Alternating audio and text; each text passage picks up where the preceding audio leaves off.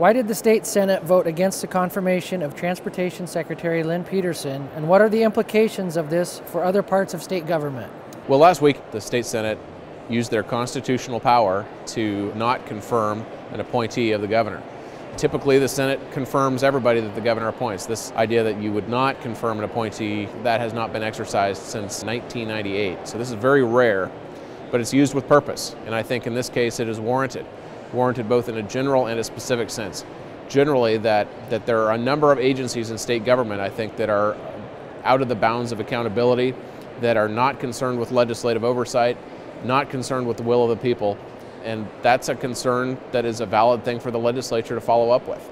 We need accountability, but specifically there are some real problems in DOT, starting with the 520 bridge, with leaky pontoons, with cost overruns, with the lack of oversight with the Bertha project, tunnel project in Seattle, and most notably recently the 405 tolling lanes, which have been a disaster.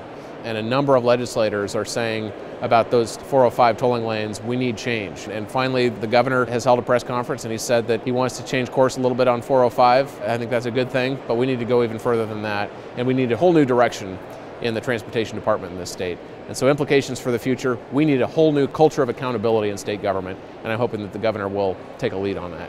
What are your capital budget priorities this session? Capital budget priority number one is to complete the key gap in the Foothills Trail, the Riverwalk Trail between Puyallup and Sumner, right along the Van Larup property. There's been a lot of interesting, good things going on at that Van Larup property. Recently, the city made an agreement with Step by Step. Step by Step is a ministry organization for single moms, and they're doing great work, and they're going to set up shop there. And then you've got a park that's going in. There's a lot of great things going on, and we need to finish that key connector on the Foothills Trail there. So that's something that Melanie Stambaugh and I are really working hard to make sure gets into the capital budget. What is the latest on your bill for landlords and law enforcement to deal with squatters? Well, the Senate version of that bill, which is sponsored by Senator Tim Sheldon, passed out of the Senate on Tuesday by a vote of 26 to 23.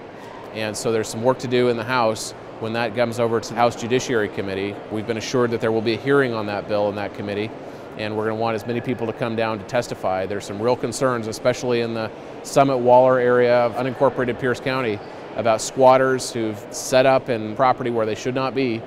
And we need to make sure that landlords and property owners, law enforcement have the tools they need to deal with that. So when Senator Sheldon's bill has a hearing, I'm hopeful that that'll pass out of committee quickly. We'll get it onto the House floor and then get it to the governor's desk. It's something that we need to take action on this session.